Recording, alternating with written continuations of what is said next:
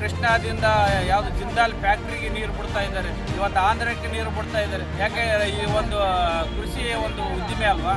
ಇವತ್ತು ಕುಡಿಯ ನೀರಿನ ಬಗ್ಗೆ ಸರ್ಕಾರ ಮಾತಾಡ್ತಾ ಇದೆ, ಆದರೆ ಒಂದು ನದಿಯ ನೀರಿನ ಬಗ್ಗೆ ನಾವು ಮಾತಾಡುವಾಗ ಇವತ್ತು ಸಾವಿರಾರು ಕ್ಯೂಸೆಕ್ಸ್ ನೀರು ಹಳ್ಳದ ಮುಖಾಂತರ ವೇಸ್ಟ್ ಆಗಿ ಹರಿದು ಹೋಗ್ತಾವಲ್ಲ, ಅದನ್ನು ರಕ್ಷಣೆ ಮಾಡೋಕ್ಕೆ ಇವತ್ತು ಸರ್ಕಾರ ಮುಂದಾಗಿಲ್ಲ. ಇವತ್ತು ಒಬ್ಬ ಮಾಮೂಲಿ 1 ಎಕರೆ ರೈತ 100 ಜನಕ್ಕೆ ಕೆಲಸ ಕೊಡ್ತಾನೆ. ಇವತ್ತು ನಿರುದ್ಯೋಗನ ಅಳಿಸಿ ಹಾಕ್ತಕ್ಕಂಥ ಕೆಲಸ ಇವತ್ತು ಕೃಷಿ ಕೂಡ ಒಂದು ದೊಡ್ಡ ಉದ್ದಿಮೆ. ಇದು ಅರಿವಲ್ಲ ಸರ್ಕಾರಕ್ಕೆ. ಯಾವಾಗಲೂ ಕೂಡ ಏನೇ ರೈತರು ಹೋರಾಟ ಮಾಡಿದ್ರೆ ನನ್ನ ಒಂದು ಹೋರಾಟ ಅವ್ರ ಜೊತೆಯಲ್ಲಿ ಇದ್ದೇ ಇರ್ತದೆ. ಸಕಾಲದಲ್ಲಿ ಎಲ್ಲ ರೈತರಿಗೆ ನೀರು ಕೊಟ್ಟಿದ್ದೆ ಆದರೆ ಸರಿಯಾದ ರೀತಿಯಲ್ಲಿ ಬಿತ್ತನೆ ಆದರೆ ಒಂದೇ ಸಲ ಕಟಾವಿಗೆ ಬರ್ತದೆ. ಮಾರ್ಚ್ 23 ನಾವು ನೀರು ಕೊಡ್ತೀವಿ ಅಂತ ಹೇಳ್ತಾರಲ್ಲ, ಅದೇ ರೀತಿಯಾಗಿ ರೈತರ ಹೊಲಗಳಿಗೆ ನೀರು ಮುಟ್ಟಿಸ್ತಕ್ಕಂಥ ಜವಾಬ್ದಾರಿ ಯಾರು? ನೀವೇನ್ ಮಾಡಿದ್ರೆ ಗೊತ್ತಿಲ್ಲ, ನಮ್ಮ ರೈತರಿಗೆ 15ರವರೆಗೆ ನೀರು ಕೊಡ್ಬೇಕು. ನೀವು ಕರ್ನಾಟಕ ರೈತ ಪರ ಹೋರಾಟದ ಒಂದು ಸಭೆಯನ್ನು ಇಲ್ಲಿ ಮಾಡಿದ್ದೀವಿ. ಇವತ್ತು ನಾವು ನಾರಾಯಣಪುರ ಬಲದಂಡೆ ನಾಲೆಗೆ ಏಪ್ರಿಲ್ 10ರವರೆಗೂ ಅಂದರೆ 1ರಿಂದ ಏಪ್ರಿಲ್ 10ರವರೆಗೂ ಸತತವಾಗಿ ನೀರು ಕೊಡಬೇಕನ್ನೋ ಉದ್ದೇಶದಿಂದ ಇವತ್ತು ಎಲ್ಲ ಒಂದು ರೈತ ಪರ ಹೋರಾಟಗಾರರು ಸೇರಿ ಒಂದು ಅನಿರ್ದಿಷ್ಟಾವಧಿ ಧರಣಿಯನ್ನು ಈ ಒಂದು ದೇವದುರ್ಗ ತಾಲೂಕಿನಲ್ಲಿ ಹಮ್ಮಿಕೊಂಡಿದ್ದೀವಿ. ಇವತ್ತು ಕಾರಣ ಇಷ್ಟೇ, ಇವತ್ತು NRBC ನಾಲೆಯನ್ನು ನಂಬಿಕೊಂಡು ಇವತ್ತು ದೇವದುರ್ಗ ಮತ್ತು ಲಿಂಗಸೂರಿನ ಸಾವಿರಾರು ಎಕರೆ ಪ್ರದೇಶದಲ್ಲಿ ಇವತ್ತು ಭತ್ತ ಬೆಳೆದಿದ್ದಾರೆ. ಅದರ ಜೊತೆಗೆ ಸಜ್ಜೆ, ಶೇಂಗಾ ಮತ್ತು ಈರುಳ್ಳಿ ಬೆಳೆಗಳನ್ನು ಕೂಡ ಬೆಳೆದಿದ್ದಾರೆ. ಆದರೆ ಇವತ್ತು ಕರ್ನಾಟಕ ಸರ್ಕಾರದ ನೀರಾವರಿ ಮಂತ್ರಿಗಳೇ ಆಗಿರ್ತಕ್ಕಂಥ DK ಶಿವಕುಮಾರ್ ಅವರು ಇವತ್ತು ರೈತರಿಗೆ ಒಂದು ಗೊಂದಲವನ್ನು ಸೃಷ್ಟಿ ಮಾಡಿದ್ದಾರೆ. ಇವತ್ತು ಹೋದ ತಿಂಗಳಲ್ಲಿ ಒಂದು ಮಾರ್ಚ್ 23ರವರೆಗೂ ರೈತರಿಗೆ ನೀರು ಕೊಡ್ತೀವಿ ಅಂತ ಒಂದು ICC ಸಭೆಯಲ್ಲಿ ತೀರ್ಮಾನ ಮಾಡಿದ್ರು. ಎಲ್ಲ ಶಾಸಕರು ಮತ್ತು ಸಂಸದರು, ವಿಧಾನ ಪರಿಷತ್ ಸದಸ್ಯರು ಎಲ್ಲ ಒಂದು ರೈತ ಒಂದು ಏಳಿಗೆಗಾಗಿ ಒಂದು ICC ಸಭೆಯನ್ನು ತೀರ್ಮಾನ ಮಾಡಿದರು. ಆದರೆ ಇವತ್ತು ಆ ತೀರ್ಮಾನದಂತೆ ಯಾರೂ ಕೂಡ ನಡೆದುಕೊಂಡಿಲ್ಲ. ಇವತ್ತು ಅದಾದರೂ ಕೂಡ ಎಲ್ಲ ರೈತ ಸಂಘಟನೆಗಳ ಒಂದು ಹೋರಾಟಕ್ಕೆ ಮಣಿದು ಪುನಃ ಒಂದು ತುರ್ತುವಾಗಿ ಒಂದು ಬೆಂಗಳೂರಿನಲ್ಲಿ ICC ಸಭೆ ಕರೆದು ಏಪ್ರಿಲ್ 1ರಿಂದ 6ನೇ ತಾರೀಕುವರೆಗೆ ರೈತರಿಗೆ ನೀರು ಕೊಡ್ತೀವಿ ಅಂತ ಹೇಳಿ ಪುನಃ ICC ಸಭೆಯಲ್ಲಿ ತೀರ್ಮಾನ ಮಾಡಿದರು. ಆದರೆ ಇವತ್ತು ಆ ಒಂದು ತೀರ್ಮಾನವನ್ನು ಕೂಡ ಇವತ್ತು ಮುರಿದಿದ್ದಾರೆ ಇವತ್ತು. ಯಾಕಂದರೆ ಮಾರ್ಚ್ 25ಕ್ಕೆ ನೀರನ್ನು ಸ್ಥಗಿತಗೊಳಿಸಿದ್ದಾರೆ. ಮುಂದೆ ಯಾವುದೇ ಕಾರಣಕ್ಕೂ ನೀರು ಬಿಡೋದಿಲ್ಲ ಅನ್ನೋ ಒಂದು ಸ್ಪಷ್ಟ ಸಂದೇಶವನ್ನು ಈ ಒಂದು ನೀರಾವರಿ ಇಲಾಖೆ ರೈತರಿಗೆ ರವಾನಿಸಿದರ ಒಂದು ಪರಿಣಾಮವಾಗಿ ಇವತ್ತು ರೈತರ ಈ ಒಂದು ದಂಗೆಗೆ ಕಾರಣ ಅಂತ ನಾವು ಹೇಳಕ್ಕೆ ಇಷ್ಟಪಡ್ತಾ ಇದ್ದೀವಿ. ರೈತರ MLA ಆಗಿರ್ತಕ್ಕಂಥ ಪುಟ್ಟಣ್ಣನವರು ಇವತ್ತು ನಾವು ಕೂಡ ಮನವಿ ಮಾಡಿದ್ದೀವಿ. ಅವ್ರ ಮುಖಾಂತರ ನಾವು ಮುಖ್ಯಮಂತ್ರಿನೂ ಭೇಟಿ ಮಾಡೀವಿ, DK ಶಿವಕುಮಾರ್ ಅವ್ರನ್ನೂ ಕೂಡ ಭೇಟಿ ಮಾಡೀವಿ. ಆದರೆ ಅದು 1ರಿಂದ 6ನೇ ತಾರೀಕು ಕೊಡ್ತೀವಿ ಅಂತ ಅವರೆಲ್ಲರಿಗೂ ಒಪ್ಪಿಗೆ ಕೊಟ್ಟಿದ್ರು. ಬಟ್ ಇವರು ಅದನ್ನು ಹಿಂಬಾಗಿಲಿಂದ ಅದನ್ನು ಬ್ರೇಕ್ ಮಾಡಿದ್ದು ನಮ್ಗೆ ಹೆಂಗೆ ಗೊತ್ತಾಗ್ಬೋದು? ಪ್ರತಿ ವರ್ಷ ಕೂಡ ನೀರಿಂದು ಹೋರಾಟ ಇದ್ದೇ ಇರ್ತದೆ.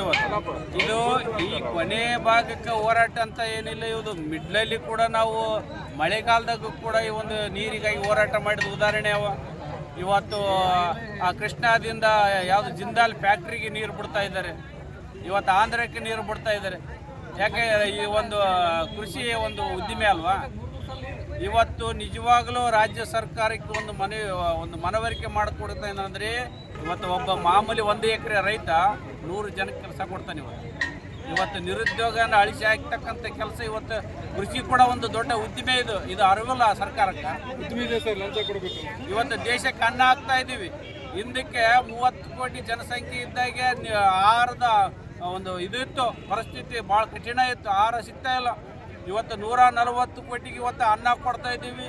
ಇವತ್ತು ಏನು ಮೊಟ್ಟೆ, ಮಾಂಸ, ಬಟ್ಟೆ, ಬಂಗಾರ ಎಲ್ಲವನ್ನು ಕೊಡ್ತಾ ಇದ್ದಾನೆ ರೈತ. ಇವತ್ತು 1 ವರ್ಷ ಇವತ್ತು ರೈತ ಸುಮ್ಮನೆ ಕೂತ್ರೆ ದೇಶದ ಪರಿಸ್ಥಿತಿ ಏನಾಗ್ತದೆ? ಇವತ್ತು 2ನೇ ಬೆಳೆಗೆ ಮಾರ್ಚ್ 23ರವರೆಗೂ ನೀರು ಕೊಡ್ತೀವಿ ಅಂತ ಹೇಳಿದರು.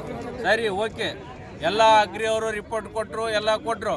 23ರವರೆಗೆ ಬೆಳೆ ಬರ್ತಿತ್ತು. ಆದರೆ ಇವತ್ತು ಪರಿಸ್ಥಿತಿ ಏನಾಗಿದೆ ಅಂತಂದರೆ, ಮುಂಗಾರು ಬೆಳೆ ಕಟಾವು ಮಾಡಬೇಕಾದ್ರೆ ಹಾರ್ವೆಸ್ಟರ್ಗಳ ಪ್ರಾಬ್ಲಮ್ ಆಯಿತು. ಒಂದೊಂದು ತಿಂಗಳ ಆದರೂ ಕೂಡ ರೈತರಿಗೆ ಮಿಷಿನ್ ಸಿಕ್ಕಿಲ್ಲ, ಭತ್ತ ಕಟಿಂಗ್ ಮಾಡೋ ಮಿಷಿನ್ ಸಿಕ್ಕಿಲ್ಲ, ಮತ್ತು ಎಲ್ಲರೂ ಒಟ್ಟಿಗೆ ಹಚ್ಚೋದ್ರಿಂದ ಲೇಬರ್ ಶಾರ್ಟೇಜ್ ಆಯಿತು. ಇವತ್ತು ವಾರಬಂದಿ ಮಾಡಿದ್ರು RB ತಿಮ್ಮಾಪುರ ಅವರು ICC ಚೇರ್ಮನ್ರು. ಆ ವಾರಬಂದಿಯಿಂದ ಕೂಡ 15 ದಿವಸ ಕಾಲುವೆಗೆ ನೀರು ಬರೋಕ್ಕೆ ಲೇಟ್ ಆಯ್ತು. ಇವೆಲ್ಲ ಮಾನದಂಡಗಳನ್ನು ಮರೆತು ಇವತ್ತು ನಾಲಾಯಕರ ಥರ ಈ ಒಂದು ತೀರ್ಮಾನ ಮಾಡ್ತಾ ಇದ್ದಾರೆ. ಅಂದರೆ ಇವರು ಎಷ್ಟರ ಮಟ್ಟಿಗೆ ಇವರಿಗೆ ರೈತ ಪರ ಕಾಳಜಿ ಇದೆ ಅಂತ ನಾವು ಅನ್ಕೋಬೇಕ್ರಿ. ಇವೆಲ್ಲ ಒಂದು ಯಾವುದೇ ಒಂದು ಸಭೆ ತೀರ್ಮಾನ ಮಾಡಬೇಕು. ICC ಅಂದರೆ ಅದರದ್ದೇ ಆದ ಒಂದು ಘನತೆ ಇದೆ, ಅದಕ್ಕೆ ಒಂದು ಹೈಕೋರ್ಟ್ ಆದೇಶ ಇದ್ದಂಗೆ ಇವತ್ತು ಅದನ್ನೇ ಹುಡುಗಾಟಿಕೆ ಮಾಡ್ತಾ ಇದ್ದಾರೆ ಈ ಒಂದು ಕಾಂಗ್ರೆಸ್ ಸರ್ಕಾರ. ಏನು 3 ಸಲ ICC ಸಭೆಯನ್ನು ಬ್ರೇಕ್ ಮಾಡೋದಂದ್ರೆ ಏನು ಹುಡುಗಾಟಿಕೆನ? ಇವತ್ತು ಇವೆಲ್ಲ ಮಾನದಂಡಗಳನ್ನು ಇಲ್ವಾ? ಇವತ್ತು ಹಾರ್ವೆಸ್ಟ್ಗಳ ಪ್ರಾಬ್ಲಮ್ ಆದರೆ ರೈತ ಏನು ಮಾಡ್ಬೇಕ್ರಿ? ವಾರಬಂದಿ ಮಾಡಿ 15 ದಿವಸ ನೀರು ಲೇಟಾಗಿ ಕೊಟ್ಟರೆ ಯಾರು ತಪ್ಪು? ಇವತ್ತು ಪ್ರಕೃತಿ ವಿಕೋಪದಿಂದ ಚಳಿ ಜಾಸ್ತಿ ಆಗಿ ಇವತ್ತು ಭತ್ತ 1 ತಿಂಗಳಲ್ಲಿ ಲೇಟಾಗಿ ಕಟಿಂಗ್ ಆಗ್ತಾ ಇದೆ. ಅದಕ್ಕೆ ಯಾರು ಹೊಣೆಗಾರ? ಒಂದು ನೀರು ಕೊಡಬೇಕು, ಇಲ್ಲ ರೈತರಿಗೆ ಬೆಳೆ ಪರಿಹಾರ ಕೊಡಬೇಕು. ಸುಮಾರು 2,700 ಕೋಟಿ ರೂಪಾಯಿ ಇವತ್ತ ಕೇಂದ್ರ ಸರ್ಕಾರ ವರ್ಲ್ಡ್ ಬ್ಯಾಂಕ್ನಿಂದ ಸಾಲ ತಗೊಂಡ್ಬಂದು ನಾವು ಪುನರ್ ನಿರ್ಮಾಣ ಮಾಡ್ತೀವಿ, ಟೆಲೆಂಡಿ ನೀರು ಕೊಡ್ತೀವಿ ಅಂತೇಳಿ ಸರ್ಕಾರ ಟೆಂಡರ್ ಕರೆದು ಇವತ್ತು ಪುನರ್ ನಿರ್ಮಾಣ ಮಾಡಿದ್ರು. ಆ ಒಂದು ಪುನರ್ ನಿರ್ಮಾಣ ಮಾಡಿದ್ರು ಕೂಡ ಇವತ್ತು ಟೆಲೆಂಡಿ ನೀರು ಮುಟ್ಟಿಲ್ಲ ಅಂತಂದರೆ ಸರ್ಕಾರ ಇವತ್ತು 2,700 ಕೋಟಿಯನ್ನು ಲೂಟಿ ಮಾಡಿ ಗುತ್ತೇದಾರರಿಗೆ ಮತ್ತು ನೀರಾವರಿ ಅಧಿಕಾರಿಗಳ ಮನೆ ತುಂಬಿದ್ರ ಪರಿಣಾಮವಾಗಿ ಇವತ್ತು ಕಾಲುವೆಗಳು ಸರಿಯಾದ ರೀತಿಯಲ್ಲಿ ವೈಜ್ಞಾನಿಕವಾಗಿ ಇರೋದ್ರಿಂದ ಸರಿಯಾದ ರೀತಿಯಲ್ಲಿ ನೀರು ಮುಟ್ಟಕ್ಕೆ ತಯಾರಿಲ್ಲ. ನಮ್ಮ ನೀರು ಇವತ್ತು ಯಾರ್ಯಾರು ಹೊಲಗಳಿಗೆ ಬಳಕೆ ಆಗಬೇಕಾಗಿತ್ತು ಅಂಥ ನೀರೆಲ್ಲ ಇವತ್ತು ನದಿಗಳ ಹಳ್ಳಗಳ ಮುಖಾಂತರ ನದಿ ಸೇರ್ತದ. ಆ ನೀರನ್ನು ರಕ್ಷಣೆ ಮಾಡಲಿಕ್ಕೆ ಇವತ್ತು ಸರ್ಕಾರ ಮುಂದಾಗ್ತಿಲ್ಲ. ಇವತ್ತು ಕುಡಿಯೋ ನೀರಿನ ಬಗ್ಗೆ ಸರ್ಕಾರ ಮಾತಾಡ್ತಾ ಇದೆ. ಆದರೆ ಒಂದೊಂದು ಹನಿ ಬಗ್ಗೆಯೂ ನೀರಿನ ಬಗ್ಗೆ ನಾವು ಮಾತಾಡುವಾಗ ಇವತ್ತು ಸಾವಿರಾರು ಕ್ಯೂಸೆಕ್ಸ್ ನೀರು ಹಳ್ಳದ ಮುಖಾಂತರ ವೇಸ್ಟಾಗಿ ಹರಿದು ಹೋಗ್ತದಲ್ಲ, ಅದನ್ನು ರಕ್ಷಣೆ ಮಾಡೋಕ್ಕೆ ಇವತ್ತು ಸರ್ಕಾರ ಮುಂದಾಗಿಲ್ಲ. ಇವತ್ತು ಈ ಬೆಳೆಗಳಿಗೆ ಕೊಡಲಿಕ್ಕೆ ಹಿಂದೆ ಮುಂದೆ ಹೋಗ್ತಕ್ಕಂಥ ಸರ್ಕಾರ ಮತ್ತು ನೀರಾವರಿ ಇಲಾಖೆ ಇಲ್ಲಿ ನಮ್ಮ ಹಳ್ಳಗಳ ಮುಖಾಂತರ ಹೊರಗಡೆ ನೀರು ಹೋಗ್ತದಲ್ಲ ಅದನ್ನು ತಡೆದು ಅದನ್ನು ಸೇವ್ ಮಾಡಿ ಇವತ್ತು ರೈತರಿಗೆ ಕೊಡೋಕ್ಕೆ ಮುಂದಾದಾಗ ಮಾತ್ರ ಈ ಒಂದು ಪ್ರತಿ ವರ್ಷ ಬರ್ತಕ್ಕಂಥ ಸಮಸ್ಯೆ ಪರಿಹಾರ ಆಗ್ಲಿಕ್ಕೆ ಸಾಧ್ಯ ಇದೆ. 2ನೇ ಬೆಳೆಗೆ ನಾವು ಅವಧಿಗೆ ನೀರು ಬಿಡ್ತೀವಿ ಅಂತೇಳಿ ಘೋಷಣೆ ಮಾಡಿದ ಸಲುವಾಗಿಯೇ ನಾವು ಇವತ್ತು ರೈತರು 2ನೇ ಬೆಳೆ ಬೆಳೆದಾರೆ. ಇದಕ್ಕೆ ವೈಜ್ಞಾನಿಕ ಕಾರಣ ಏನಾಯ್ತು ಅಂತಂದರೆ ಅವರು ಇವತ್ತು ವಾರಬಂದಿ ಸಂದರ್ಭದಲ್ಲಿ ಸರಿಯಾದ ರೀತಿಯಲ್ಲಿ ನೀರು ಟೆಲೆಂಡಿಗೆ ನೀರು ಮುಟ್ಟಿಸಿದ್ರೆ ಒಂದೇ ಹಂತದಲ್ಲಿ ಬಿತ್ತನೆ ಆಗ್ತಿತ್ತು, ಒಂದು ಹಂತದಲ್ಲಿ ಕಟಾವು ಆಗ್ತಿತ್ತು. ಇವತ್ತು ಅವರು ನನಗೆ ಮಾರ್ಚ್ 23ವರೆಗೆ ನಾವು ನೀರು ಕೊಡ್ತೀವಿ ಅಂತ ಹೇಳ್ತಾರಲ್ಲ, ಅದೇ ರೀತಿಯಾಗಿ ರೈತರ ಹೊಲಗಳಿಗೆ ನೀರು ಮುಡಿಸ್ತಕ್ಕಂಥ ಜವಾಬ್ದಾರಿ ಯಾರು? ನೀರಾವರಿ ಇಲಾಖೆ ಸಕಾಲದಲ್ಲಿ ಎಲ್ಲ ರೈತರಿಗೆ ನೀರು ಕೊಟ್ಟಿದ್ದೆ ಆದರೆ ಸರಿಯಾದ ರೀತಿಯಲ್ಲಿ ಬಿತ್ತನೆ ಆದರೆ ಒಂದೇ ಸಲ ಕಟಾವಿಗೆ ಬರ್ತದೆ. ಇದಕ್ಕೆ ಕಾರಣ ನೀರಾವರಿ ಇಲಾಖೆಯ ಕಾರಣದಿಂದನೇ ಇವತ್ತು ಬೆಳೆ ಕಟಾವಿಗೆ ತಡವಾಗಿ ಇವತ್ತು ಇನ್ನು ಏಪ್ರಿಲ್ 10ರವರೆಗೆ ನೀರು ಕೊಡೋಂಥ ಪರಿಸ್ಥಿತಿ ನಿರ್ಮಾಣ ಆಗಿರೋದೇ ನೀರಾವರಿ ಇಲಾಖೆ ಅಂತೇಳಿ ನಮ್ಮ ನೀರು ಏಪ್ರಿಲ್ 20ರವರೆಗೆ ನಾವು ನಿರಂತರ ನೀರು ಹರಿಸ್ಬೇಕಂತೇಳಿ ಇವತ್ತು ಧರಣಿಯನ್ನು ಪ್ರಾರಂಭ ಮಾಡಿದ್ವಿ. ಒಂದು ನಮ್ಮ ನಾರಾಯಣಪುರ ಬಲದಂಡೆ ಕಾಲುವೆ ವ್ಯಾಪ್ತಿಯಲ್ಲಿ ಸುಮಾರು 25,000 ಹೆಕ್ಟೇರ್ ಪ್ರದೇಶದಲ್ಲಿ ಭತ್ತ, ಶೇಂಗಾ, ಮೆಣಸಿನಕಾಯಿ, ಸಜ್ಜೆ ಬೆಳೆಗಳನ್ನು ರೈತರು ಬೆಳೆದಾರೆ. ಆದರೆ ಈ ವರ್ಷ ಪ್ರಕೃತಿಯ ವಾತಾವರಣದ ಏರುಪೇರಿನಿಂದ ಇವತ್ತು ಬೆಳೆ ಕಟಾವಿಗೆ ಬರೋದು ತಡ ಆಗಿರ್ತಕ್ಕಂಥದ್ದು. ಇದರಲ್ಲಿ ಭತ್ತ ಬೆಳಿಲಿಕ್ಕೆ ಇವತ್ತು ನೀರಾವರಿಲಿಕ್ಕೆ ನಾವು ಹೇಳಿಲ್ಲ ಅಂತ ಹೇಳ್ತಾರೆ. ಇದಕ್ಕೆ ಕಾರಣ ನೇರವಾಗಿ ನೀರಾವರಿ ಇಲಾಖೆಯವರೇ. ಯಾಕಂತಂದರೆ ನಮ್ಮ ಬಲದಂಡೆ ಕಾಲುವೆ ವ್ಯಾಪ್ತಿಗೆ ಪ್ರತಿಯೊಂದು ಮುಖ್ಯ ಕಾಲುವೆಗಳಿಗೆ ಗೇಟ್ಗಳಿಲ್ಲ, ಒಳಗಾಲುವೆಗಳಿಲ್ಲ, ಔಟ್ಲೆಟ್ಗಳಿಲ್ಲ. ಪರಿಣಾಮ ಎಲ್ಲ ಇವತ್ತು ಕಾಲುವೆ ನೀರು ರೈತರ ಜಮೀನುಗಳಿಗೆ ಬಸಿ ಬಂದು ಇವತ್ತು ಭತ್ತ ಹಾಕಿರ್ತಾರೆ ಹೊರತು ಸ್ವತಃ ಆಗಿ ಭತ್ತ ಬೆಳಿಬೇಕಂತೇಳಿ ಯಾರು ರೈತರು ಮುಂದೆ ಎಲ್ಲ ಬೆಳೆ ಬೆಳಲಿಕ್ಕೆ ಇವತ್ತು ರೈತರಿಗೆ ಆಸಕ್ತಿ ಇದೆ. ಇದಕ್ಕೆ ಕಾರಣ ನೀರಾವರಿ ಇಲಾಖೆಯವರೇ. ಆ ಕಾರಣದಿಂದ ಇವತ್ತು ನಮ್ಮ ತಾಲೂಕಿನಲ್ಲಿ ಬಸಿ ಬಂದು ಇವತ್ತು ಭತ್ತ ಬೆಳಲಿಕ್ಕೆ ಮುಂದಾಗಿದೆ. ಇವತ್ತು ಸರ್ಕಾರ 2ನೇ ಬೆಳೆಗೆ ನಾವು ನೀರು ಬಿಡ್ತೀವಿ ಅಂತೇಳಿ ಘೋಷಣೆ ಮಾಡಿದ್ರಿಂದ ಇವತ್ತು ಭತ್ತ ಬೆಳೆದ. ಹಾಗಾಗಿ ಇವತ್ತು ಭತ್ತ ಬೆಳೆಯನ್ನು ರಕ್ಷಣೆ ಮಾಡೋದು ಸರ್ಕಾರದ ಜವಾಬ್ದಾರಿಯಾಗಿರ್ತಕ್ಕಂಥದ್ದು.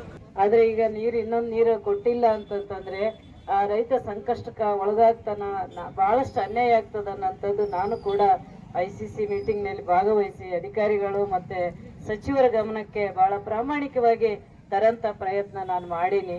ಯಾಕಂದ್ರೆ ನಮಗಿಲ್ಲಿ ನೀರಿರೋಂಥದ್ದು, ಡ್ಯಾಮ್ ಇರೋಂಥದ್ದು ಆಲ್ಮೆಟ್ಟೆಯಲ್ಲಿ.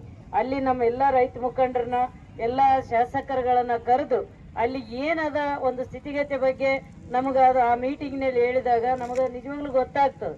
ಆದರೆ ಇದು ಜವಾಬ್ದಾರಿತನ ಅಂತ ಕೂಡ ನಮಗೆ ಮೇಲ್ನೋಟಕ್ಕೆ ಅನ್ನಿಸ್ತದೆ. ಯಾಕಂದ್ರೆ ಎಲ್ಲ MLAಗಳು ಹೆಂಗಿದ್ರು ಬಂದಿರ್ತಾರ, ಅಲ್ಲಿ MLCಗಳು ಕೂಡ ಇರ್ತಾರ. ಆದರೆ ನಮ್ಗೆ ಹೆಂಗ ಬಂದಾರಲ್ಲ ಬಿಡು ಅಂತೇಳಿ ಒಂದು ಕಾಟಾಚಾರಕ ಮೀಟಿಂಗ್ ಮಾಡಿದ್ದು ನಾವು ಕಂಡಂಥದ್ದು. ಆದರೆ ನಾನು ಕೂಡ ಈ ವಿಷಯದಲ್ಲಿ ನಾನು ಹೇಳಿದೆ. ಯಾಕಂದ್ರೆ ಅಧಿಕಾರಿಗಳಿಗೆ ಹೇಳಿದೆ, ನೀವೇನ್ ಮಾಡ್ತಾರೆ ಗೊತ್ತಿಲ್ಲ, ನಮ್ಮ ರೈತರಿಗೆ ಏಪ್ರಿಲ್ 15ರವರೆಗೆ ನೀರು ಕೊಡ್ಬೇಕು ನೀವು. ಅದು ಬೇರೆ ಏನು ಕಾರಣ ಹೇಳ್ಬಾರ್ದು ಅಂತೇಳಿ ನಾನು ಕೂಡ ನನ್ನ ದೇವದುರ್ಗದ ಎಲ್ಲ ರೈತರ ಪರವಾಗಿ ಇವತ್ತು ನಾನು ಮಾತಾಡೀನಿ. ಈಗ ಪ್ರಭಾಕರ್ ಪಾಟೀಲ್ ಹೇಳಿದ್ರು ನಮ್ದೇನು ಹೊಲಗಳಿಲ್ಲ, ನಮ್ದೇನು ಈಗೇನು ಸದ್ಯ ನಾವೇನು ಬೆಳೆಯಿಲ್ಲ ಅಂತ. ನಿಜವಾಗ್ಲೂ ನಾನು ಕೂಡ ಅಷ್ಟೇ, ನಂದು ಹೊಲನೇ ಇಲ್ಲ, ನನಗೂ ಕೂಡ ಅದ್ರ ಬಗ್ಗೆ ಮಾಹಿತಿ ಇಲ್ಲ. ಆದ್ರೂ ಕೂಡ ರೈತರ ಕಷ್ಟಗಳನ್ನ ನಾನು ಹತ್ರದಿಂದ ನೋಡ್ತೀನಿ. ತಮ್ಮೆಲ್ಲರ ಆಶೀರ್ವಾದದಿಂದ ಇವತ್ತು ನಾನು ಒಬ್ಬ ಶಾಸಕರಾಗಿ ನನ್ನ ಪ್ರಯತ್ನ ನಾನು ಮಾಡೇ ಮಾಡ್ತೀನಿ. ಯಾಕಂದ್ರೆ ಒಂದು ರೈತರ ಒಂದು ಪಕ್ಷದಿಂದ ನಾನು ಆಯ್ಕೆ ಆದಂತ ಒಂದು ಮಹಿಳೆ ನಾನು. ಇವತ್ತು ಏನೇ ಯಾವಾಗ್ಲೂ ಇವತ್ತು ಅಧಿಕಾರ ಬಂದದಂತಲ್ಲ, ಯಾವಾಗಲೂ ಕೂಡ ಏನೇ ರೈತರು ಹೋರಾಟ ಮಾಡಿದ್ರೆ ನನ್ನ ಒಂದು ಹೋರಾಟ ಅವ್ರ ಜೊತೆಯಲ್ಲಿ ಇದ್ದೇ ಇರ್ತದೆ. ಇಲ್ಲೇನು ನಮ್ಮ ರೈತರ ಬಗ್ಗೆ ಅವ್ರಿಗೆ ಏನು ಕಾಳಜಿ ಅದಂತ ಅನ್ನೋಂಥದ್ದು ನಿಜವಾಗ್ಲೂ ಅನುಮಾನ ಅಂತ ಅನಿಸ್ತದ. ಯಾಕಂದ್ರೆ ಮೊನ್ನೆ ಸಿದ್ದರಾಮಯ್ಯ ಸಾಹೇಬರು ಕೂಡ ಅವರು ರೈತರ ಬಗ್ಗೆ ರೈತರ ಪಕ್ಷದಲ್ಲಿ ಇದ್ಕೊಂಡು ರೈತರದ ಇಡೀ ರಾಜ್ಯದ ಏನ್ ರೈತರ ಸಮಸ್ಯೆಗಳು ಅವ್ರಿಗೆ ಗೊತ್ತಾದ. ಎಲ್ಲ MLAಗಳು ಇವತ್ತು ಯಾರು ಹೇಳಿಲ್ಲ ಅಂತಲ್ಲ, ನಿಜವಾಗ್ಲೂ ಎಲ್ಲ MLAಗಳು ಪಕ್ಷಾತೀತವಾಗಿ ಮೀಟಿಂಗ್ನಲ್ಲಿ ಭಾಗವಹಿಸಿ ನಾವು ರೈತರ ಸಮಸ್ಯೆಗಳು ಹೇಳಿವಿ. ಯಾಕಂದ್ರೆ ರೈತ ಬೀದಿಗೆ ಬಂದಂತಂದ್ರೆ ಅನಿವಾರ್ಯ ನಾವು ಕೂಡ ಬೀದಿಗೆ ಬರಬೇಕಾಗ್ತದನ್ನಂತ ಎಚ್ಚರಿಕೆ ಕೂಡ ನಾವು ಇವತ್ತು ಸರ್ಕಾರಕ್ಕೆ ಒತ್ತಾಯ ಮಾಡಿವಿ. ಮತ್ತಷ್ಟು ವಿಶೇಷ ವಿಡಿಯೋಗಳನ್ನು ನೋಡಲು ಮತ್ತು ಹೊಸ ವಿಡಿಯೋಗಳ ಬಗ್ಗೆ ತಿಳಿಯಲು ಈ ದಿನ .com ಯೂಟ್ಯೂಬ್ ಚಾನೆಲ್ ಸಬ್ಸ್ಕ್ರೈಬ್ ಮಾಡಿ ಮತ್ತು ಬೆಲ್ ಐಕಾನ್ ಕ್ಲಿಕ್ ಮಾಡಿ.